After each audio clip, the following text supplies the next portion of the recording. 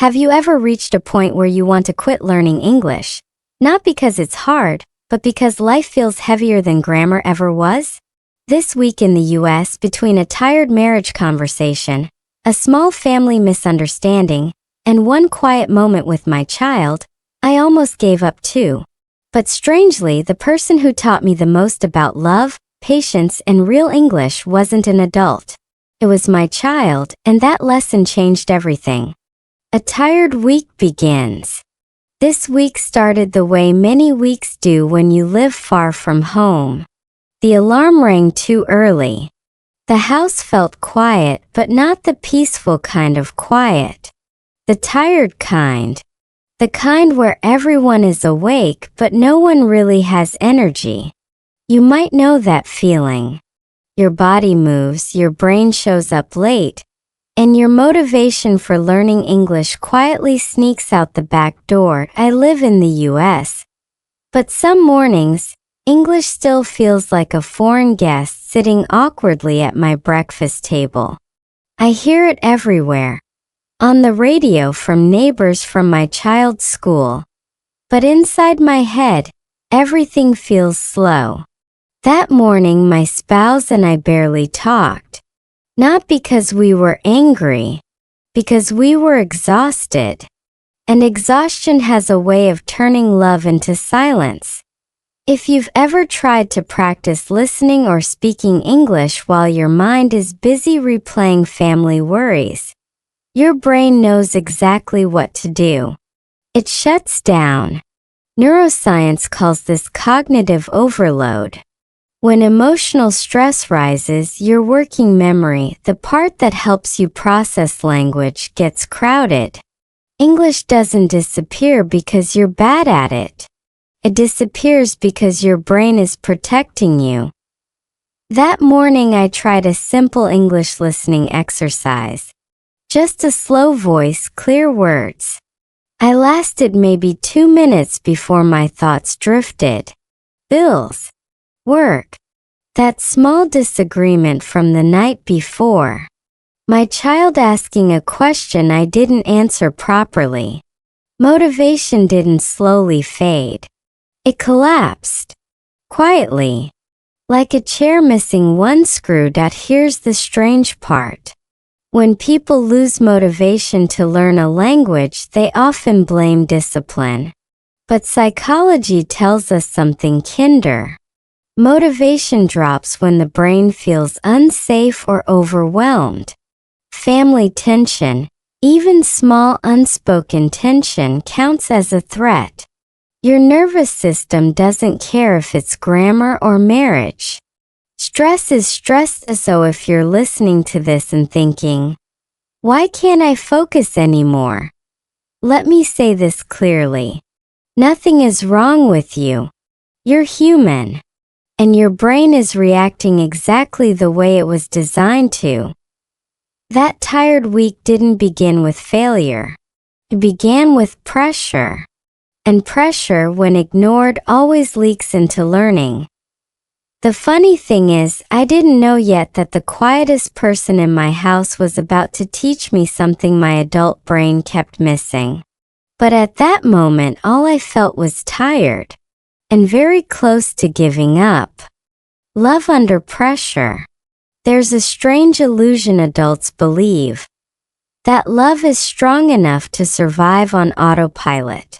You wake up, go to work, pay bills, answer messages, clean the kitchen, collapse into bed, and somehow expect love to stay warm on its own. This week, that illusion cracked right in front of me. It wasn't a dramatic fight. No shouting. No slammed doors. Just a sentence said too fast, in the wrong tone at the wrong moment. You know the type. The kind that sounds harmless in your head but lands like a tiny stone in someone else's chest. My spouse went quiet. Not angry quiet. Disappointed quiet. And somehow that silence felt louder than any argument. Here's what pressure does to love. Doesn't destroy it all at once. It shrinks it. Conversations get shorter. Eye contact disappears. Even kindness becomes later. Psychologists call this emotional bandwidth depletion. When daily stress piles up, your brain starts prioritizing survival tasks and quietly cuts off emotional investment. Love doesn't vanish, it gets postponed. That night I tried to practice English speaking. Just 5 minutes. I opened my mouth and realized something uncomfortable. I could form sentences, but I couldn't feel them. My voice sounded flat, mechanical, like reading instructions to a machine. Language, especially speaking, needs emotion, and mine was stuck somewhere between guilt and fatigue. You might recognize this. You sit down to practice English listening or reading, but your mind keeps drifting back to a relationship issue, a family worry, something unresolved. This isn't laziness. It's divided attention. Studies show that emotional conflict can reduce language comprehension by up to 30%. Your brain simply refuses to multitask pain and progress at the same time. That evening, my spouse finally said, "We don't talk anymore." Not accusing, just stating a fact. And in that moment something clicked. The same thing was happening with English. I wasn't talking to it anymore. I was rushing through it, checking boxes, expecting results without presence. Marriage under pressure behaves a lot like language learning under pressure. When progress becomes the only goal, connection disappears. You stop listening. You start assuming. You react instead of responding. I realized I'd been treating both my relationship and my English practice like chores. Something to get through, not something to be inside of. And the brain hates that. Dopamine, the chemical that keeps you engaged, only shows up when there's meaning, safety, and curiosity. Pressure kills all three. That night I didn't fix anything. No big apology speech. No study breakthrough. Just an awareness. Pressure was speaking louder than love. And until that changed, neither my marriage nor my English was going to move forward. Sometimes the most honest progress begins with admitting that love, just like language, cannot breathe when it's constantly being tested. My child's quiet lesson. Children have an unfair advantage in life. They haven't learned how to pretend yet. They don't hide confusion behind politeness. They don't package love into schedules. They just show up. And this week, when my adult brain was busy overthinking marriage, language, and responsibility, my child taught me something without using a single lesson planned at IT. Happened in the most unremarkable moment. Late afternoon. The kind of hour where everyone is tired but dinner is still too far away. My child sat next to me while I was scrolling on my phone, pretending to rest. You know that kind of rest. Your body is still but your mind is sprinting. Suddenly, a small voice said very slowly, "Can you listen to me? Not, can you help me? Not, can you fix this? Just, can you listen?" That sentence landed harder than any argument. Because listening is exactly what I had stopped doing at home, and in English. My child started telling a story. It wasn't logical. It jumped from one idea to another. Words were repeated. Pauses were long. Sometimes the sentence didn't even finish. And yet I understood everything. Not because the language was perfect, but because the intention was clear. This is where it gets interesting. Linguists and child psychologists agree on one thing. Children communicate for connection, not performance. They don't care if the sentence is elegant. They care if you're present. And presence is the missing piece in most adult language learning. Think about how you practice English. You worry about mistakes. You rush to sound correct.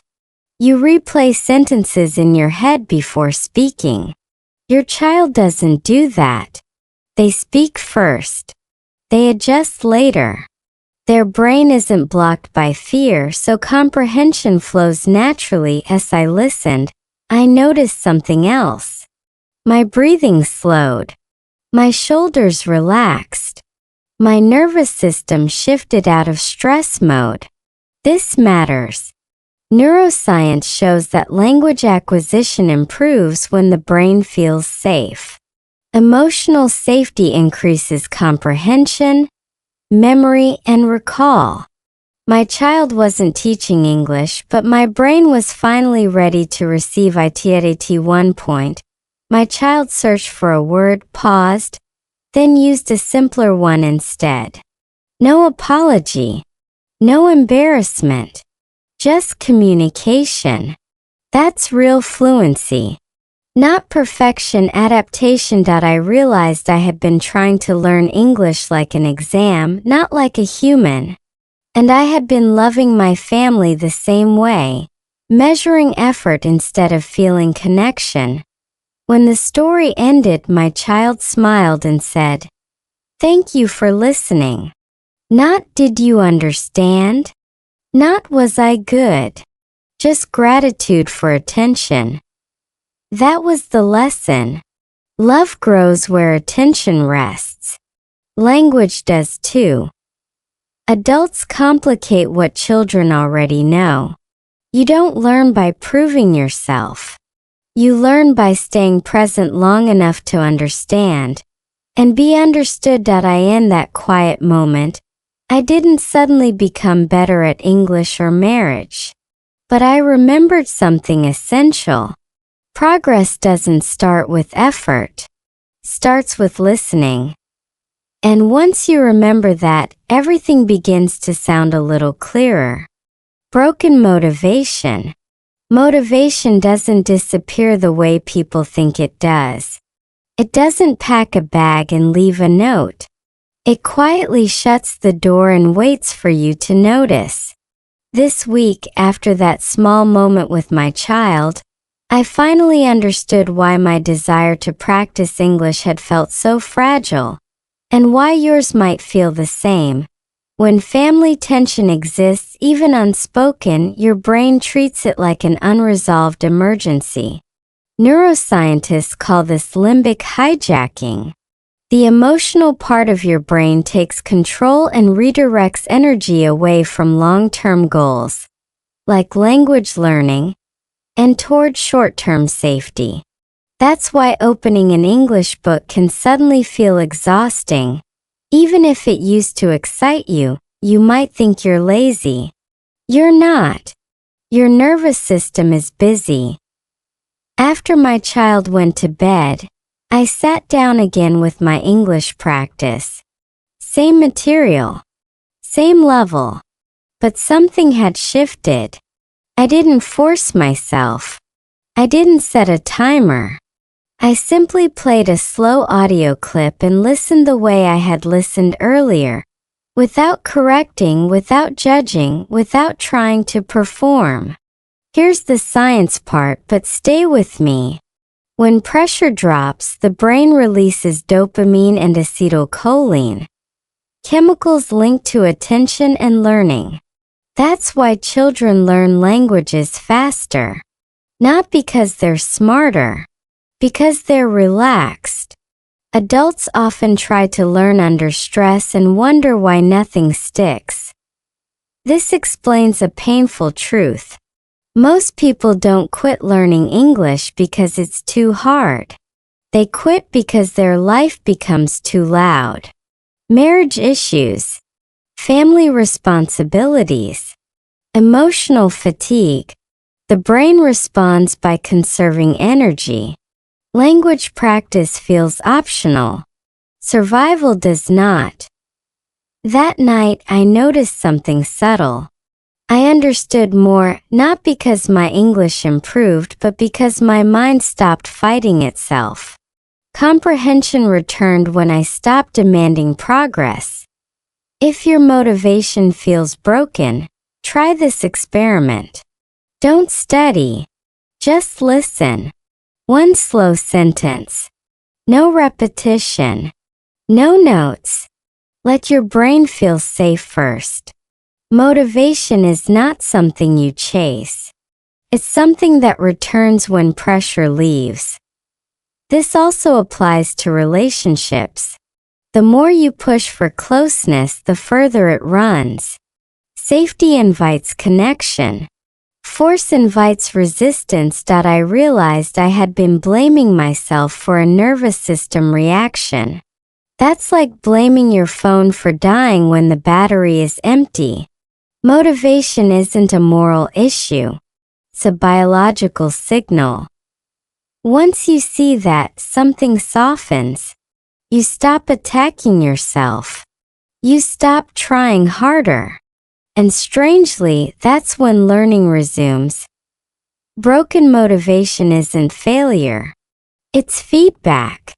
And if you listen carefully, really listen, it tells you exactly what needs attention first. Slow English, slow healing. There's a cultural lie adults love to repeat. Faster is better. Faster results. Faster fluency. Faster fixes in marriage. But this week taught me something inconvenient. Healing doesn't speed up just because you want it to. It slows down until you finally match its pace. The next morning I tried something different. I didn't sit down with a study plan. I made coffee. I spoke out loud slowly to no one in particular. Simple sentences. Real ones. I feel tired today. I need more patience. The words came out awkward, uneven, imperfect. And for the first time in days, that felt right. Slow English does something powerful. It gives your brain time to breathe. Research in language acquisition shows that reduced speech rate improves comprehension and recall, especially under emotional stress. When you slow the language, you calm the nervous system.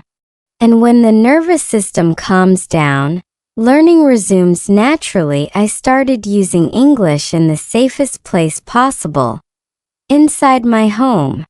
Not for practice. For honesty. Short sentences with my spouse. Nothing impressive. Just clear. I'm overwhelmed. I don't want to fight. You'd be surprised how much tension dissolves when you remove complexity from language and intention. Here's the strange overlap between marriage and English. Both break down when people rush to be right instead of being understood. Slowing your speech forces you to choose words carefully. That care translates into emotional safety. And emotional safety is the foundation of both intimacy and fluency. Even my child noticed. You're talking slow, they said. Not as criticism, as observation. Children pick up emotional shifts instantly. When your tone softens, when your pace changes, they feel it. That's co-regulation. Your calm teaches their nervous system to calm down too. Later that day, I listened to an English story, slow, clear, almost boring. No subtitles. No stopping. Just listening. And something clicked. Not vocabulary. Presence. I wasn't chasing meaning anymore. I was letting it arrive. Many learners think progress requires intensity, but studies show that low pressure, frequent exposure leads to deeper learning than forced concentration. 5 minutes of calm listening beats 30 minutes of stressed repetition. Every time. Slow English became a bridge between me and the language, between me and my family, between effort and ease. It reminded me that speed is not intelligence. Calm is by the end of the day. Nothing dramatic had changed. No miracle fluency. No perfect family moment. But the air felt lighter. And that's how healing starts. Not with fireworks, but with exhaled. If you're stuck, don't push harder. Slow down. Your brain and your heart have been waiting for that permission. Marriage is a practice. People love to talk about marriage like it's a destination. As if one day you arrive, unpack your bags, and everything just works. But this week reminded me that marriage is much closer to language learning than a fairy tale. It's not something you have. It's something you practice badly, awkwardly, and repeatedly. Think about how you learn English. You don't wake up fluent. You repeat simple structures. You forget. You try again. Marriage works the same way. You learn how to speak to the same person under different emotional weather. Calm days, stormy days, silent days. And just like English, progress isn't linear. Midweek, my spouse and I sat at the kitchen table late at night. No phones. No solutions. Just tired honesty. We spoke in short sentences, almost like beginners. I felt ignored. I didn't know how to say that. There was no dramatic reconciliation. Just mutual listening. That's practice. Psychology backs this up. Long-term relationships improve through micro-repairs, small, frequent moments of understanding, not grand gestures. The brain builds trust the same way it builds language pathways, through repetition in safe conditions. One calm conversation does more than 10 emotional speeches. Here's where English sneaks back in. When you practice speaking slowly, clearly, without showing off, you reduce cognitive load. That frees mental energy for connection. I noticed that when I stopped trying to sound good, both my English and my marriage felt more honest. Many learners quit because they expect constant improvement. But plateaus are not failure. They're consolidation phases. Your brain is organizing what you've already learned. Relationships do the same thing. Periods of quiet aren't empty. They're processing. This reframed everything for me. I stopped asking, "Why aren't we better?" and started asking, "Are we still practicing?" That question alone changed the tone of our week. Marriage, like language, rewards consistency over intensity.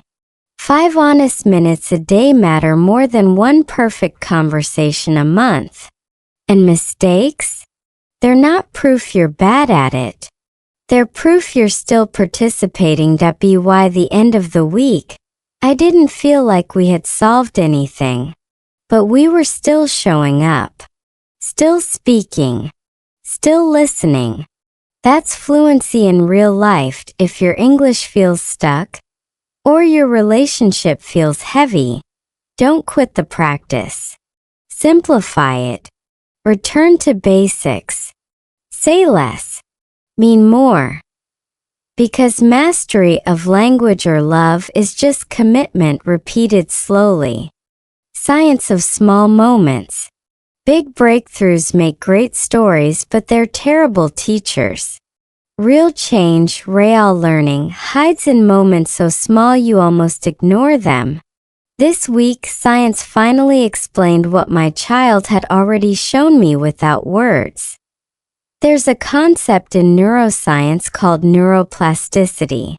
It means your brain changes not through intensity, but through repetition paired with emotion. Strong emotion helps, but not the loud kind. The safe kind. The kind that tells your brain, you're okay here. That's when new connections form. Point one evening, my child asked me to read a short English sentence from a book. Just one. Slowly. I mispronounced a word. I laughed. My child laughed too. No correction. No tension. That laughter mattered more than the sentence. Why? Because the brain remembers emotional context better than content. Positive micro-moments strengthen memory retention. Most adults sabotage their learning by skipping these moments. They wait for perfect conditions. Silence. Time. Energy. Confidence. Children don't wait. They learn inside chaos. Inside noise. Inside imperfection. That's not resilience. That's design. Psychologists call this associative safety. When your brain associates English with warmth instead of pressure, it stops resisting. That's why learning with family, reading one sentence, saying one honest phrase, can outperform hours of isolated study. The same applies to love. Research on long-term relationships shows that small daily gestures, eye contact, shared laughter, brief check-ins, predict satisfaction more accurately than conflict resolution skills. You don't repair love with arguments. You maintain it with moments that I realized I had been searching for motivation when what I needed was permission to be small. Small effort.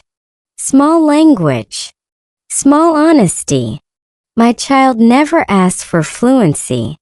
Just presence. If you feel behind, you're probably skipping the very moments designed to carry you forward. Learning isn't built on intensity. It's built on safety repeated quietly. And once you understand that, progress stops feeling heavy, starts feeling human. What love still teaches. If you asked me at the start of this week what I needed, I would have said time, energy, maybe better discipline. I wouldn't have said a child, a slow sentence, and a quiet moment at the end of a long day. But that's usually how the real lessons arrive.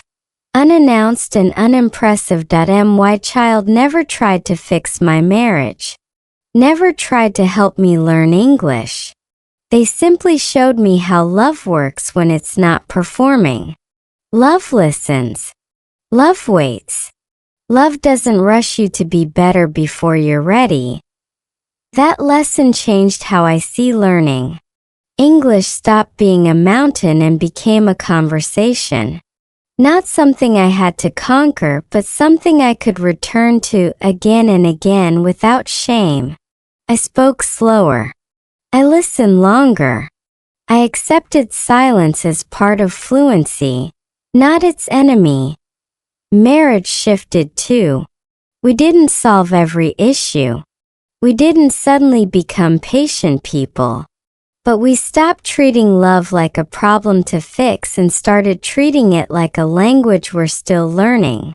Some days you forget the words. Some days you misunderstand. That doesn't mean you quit speaking. Science supports this, but you don't need science to feel it. When the brain senses safety, it opens. When it senses pressure, it closes. Children live open. Adults live guarded. Relearning openness is the hardest and most necessary practice of all. If you're tired of learning English, maybe it's not the language you're tired of. Maybe it's the pressure you've wrapped around it. If you feel distant in your relationships, maybe love isn't broken. Maybe it's just waiting for you to slow down enough to hear it. This week taught me that growth doesn't announce itself. It whispers. Through a child's patience. Through a slow sentence. through the courage to stay instead of quit. And maybe that's the real fluency we're all practicing, learning how to keep showing up even when we feel behind. If you're tired of forcing yourself to learn English, subscribe and learn it through real life instead. Like, save, or share this video if it made you feel understood. New slow English stories about love, family, and life in the US every week.